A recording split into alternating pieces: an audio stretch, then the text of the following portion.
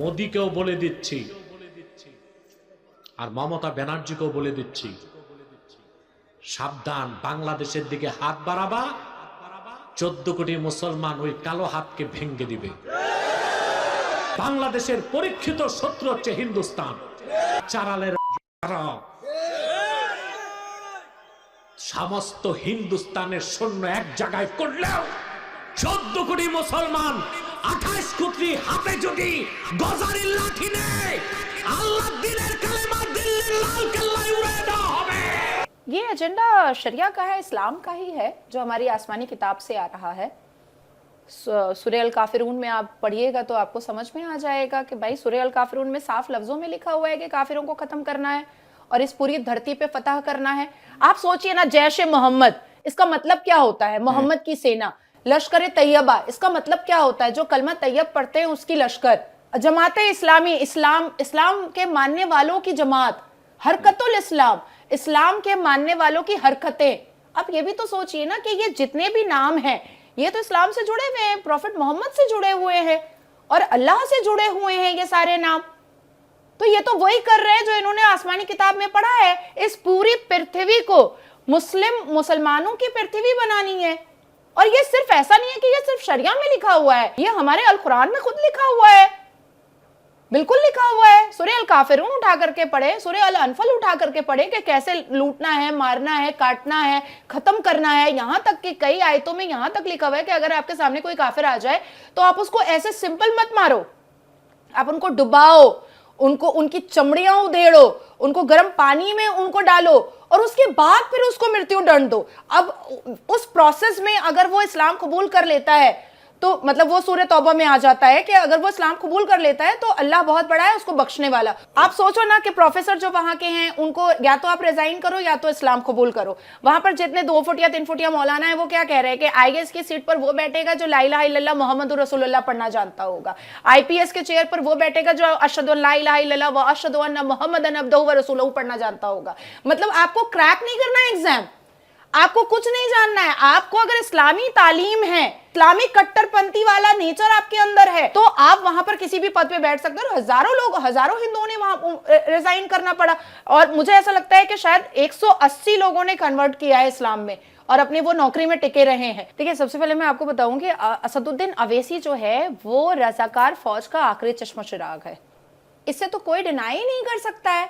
उसकी पार्टी जो है वो रजाकार की ही तो थी, मुस्लिम इत्तेहादुल मुस्लिमीन। वो तो बाद में जाकर के उसने ऑल इंडिया लगाया है, अभी हालिया में उसने ऑल इंडिया लगाया, अदरवाइज वो तो रजाकारों का ही था, मुस्लिम इत्तेहादुल मुस्लिमीन। और मुस्लिम इत्तेहादुल मुस्लिमीन का मतलब क्या होता है? मुसलमानों को के इत्तेहाद के लिए ये पार्टी बनी है। ठीक है, अब आता है तेरा मेरा रिश्ता क्या ला इलाहा। पिछले 77 साल में जो मुसलमान मस्जिद में रेप करता है, मज़ार के अंदर रेप करता है, इमामबाड़े के अंदर रेप करता है या ऐसे रोज कहीं पर रेप कर देता है, तो क्या मुसलमानों का एक पूरा कम्युनिटी उतर के आता है कि हम इसको अब इस्लाम में नहीं रहने देंगे? नहीं आता है। अब मुसलमानों में हम देखते हैं कि कोई पार्लियामेंट में अटैक करने चला जाता है, कोई 93 सीरियल बॉम्ब ब्लास्ट कर देता है, कोई आतंकवादी हरकत करता है, कोई PFI का बन करके। तो क्या हमारे देश के मुसलमान रोड पर उतरते हैं कि हम इनको मुसलमान नहीं मानते?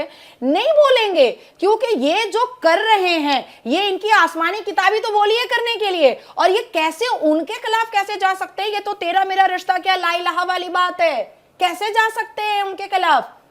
एक बलात्कार जो इतनी घिनौना अपराध है, जब वो मुस्लिम करता है उसके खिलाफ नहीं बोलता है कोई मौलवी मुल्ला इतनी घिनौनी चीज के लिए, तो फिर इतने बड़े आतंकवादी गतिविधियों के लिए वो कैसे उसके खिलाफ बोल सकता है? आप सोचो, जिसको सिर्फ और सिर्फ भारत के हिंदुओं को चटाया गया था। आप जिस मुसलमान के घर में जाकर के ईद में सवैयां खाकर आते हैं, आप जरा उनको प्रसाद खिला करके मुझे दिखा दीजिए, तो खिला कर दिखाइए आप मुझे, गंगा जल पिला कर दिखाइए आप मुझे। नहीं पिएगा। वो दिवाली की मिठाई आप पैक करके आप दुकान से भिजवा देते हैं इसलिए वो लोग ठूस लेता है, लेकिन आप जो प्रसाद, जो चढ़ावा है, जो आपके भगवान की प्रतिमा से उठ करके आता है और गंगा जल आप पिला के दिखा दीजिए तो मैं मान जाऊं। ये कोई गंगा जमनी तहजीब नहीं है, ये भारत के हिंदुओं को बेवकूफ बनाने की एक स्ट्रैटेजी थी। That's it. All eyes on Rafah लिख सकते हैं ये लोग। ऑल आइज ऑन फिलिस्तीन लिख सकते हैं, ऑल आइज ऑन बांग्लादेश नहीं लिख सकते हैं, ये लोग नहीं लिखेंगे, क्योंकि वहां पर टेररिज्म ऑर्गेनाइजेशन मोहम्मद यूनुस के नेतृत्व में जो कर रहा है वो इस्लाम के हिसाब से सही कर रहा है, इस्लाम के हिसाब से गलत नहीं कर रहा है। मुझे ऐसा लगता है कि हिंदुओं को अब एकत्रित होना पड़ेगा, और जो एक स्लोगन योगी जी का था कि बटेंगे तो कटेंगे, ये बांग्लादेश के हिंदू या हमारे दुनिया में कहीं पर भी हिंदू मेजॉरिटी है, 3 मिलियन से ऊपर तो सऊदी अरबिया में भी है, तो हर जगह के हिंदुओं को ये स्लोगन रट लेना पड़ेगा कि बटेंगे तो कटेंगे। अब देखिए आइस्कॉन टेम्पल के जो सबसे बड़े प्रभु थे, जिनको 14 दिन के लिए चिन्मय, उनके साथ भी मैं कई बार मैं लाइव पे बैठी, तो उनसे जब मेरी बात हुई तो मैंने यही कहा कि आप जो कर रहे हैं उससे मोहम्मद यूनुस डर रहा है। मोहम्मद यूनुस के डरने की एक और वजह है कि 21 जनवरी में, फिर से दोहरा रही हूं, 21 जनवरी के बाद हो सकता है कि मोहम्मद यूनुस सीधा डायरेक्ट जेल जाए, डायरेक्ट जेल जाए, क्योंकि ना ही आदरणीय प्रधानमंत्री मोदी जी छोड़ने वाले हैं और ना ही डोनाल्ड ट्रंप छोड़ने वाला है मोहम्मद यूनुस को। मोहम्मद यूनुस एक टेररिस्ट है और वो एक स्लीपर सेल वाला काम कर रहा है। मोहम्मद यूनुस कोई पीस वाला वो नोबेल आदमी नहीं है, वो